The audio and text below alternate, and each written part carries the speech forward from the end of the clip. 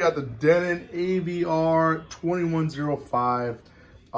Big monster unit, I think 90 watts per channel, 7.1 surround sound. This is all the old school connections. So you got RCAs on the back.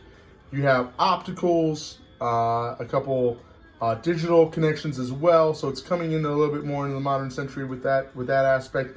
Couple zones. You got again 7.1. You got pre-outs for your all your channels. I've got 2 VCRs connected to this bad boy and a freaking Alexa streaming device. So, and I've got a cat wandering around here trying to figure out what's going on. So we've got this thing turned on. Everything works. The LCD looks really good.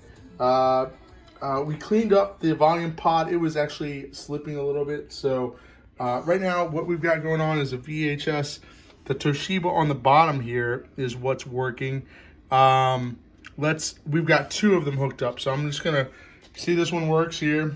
So, and if you do, if you turn up the volume, master volume comes up. See how it comes up on the, I'm playing with the volume here. So that adjusts on the actual TV itself. So you can see that it's feeding a signal to there. So these are greatest NFL greatest comebacks. That's what we're watching right now on VHS.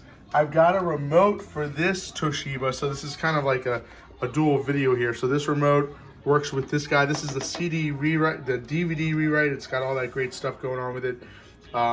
So let's stop it. There you go. That's the stop. And let's see if we've got an eject option here. I'm sure my cat's gonna start meowing here in just a second. He's just so loving. There we go.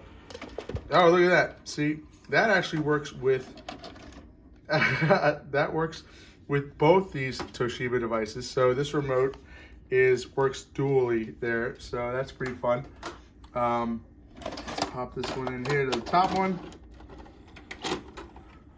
Close this down.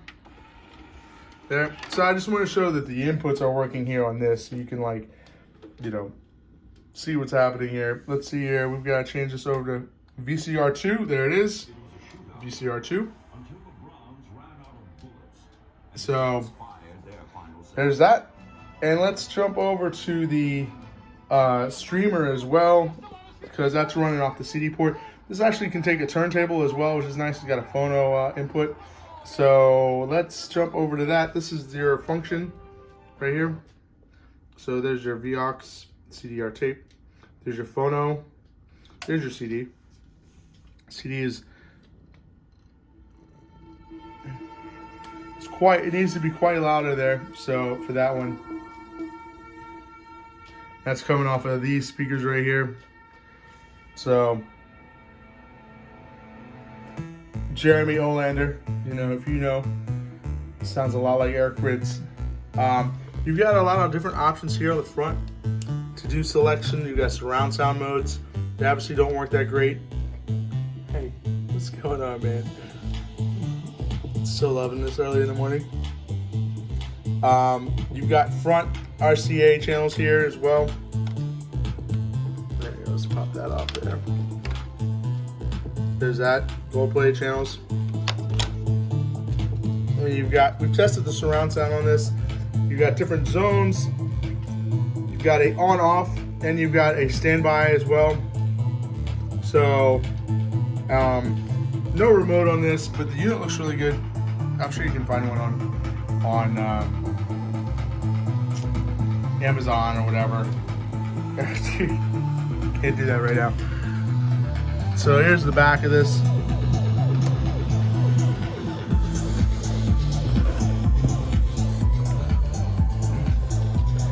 Here's all the different, you've got banana jacks here on the back.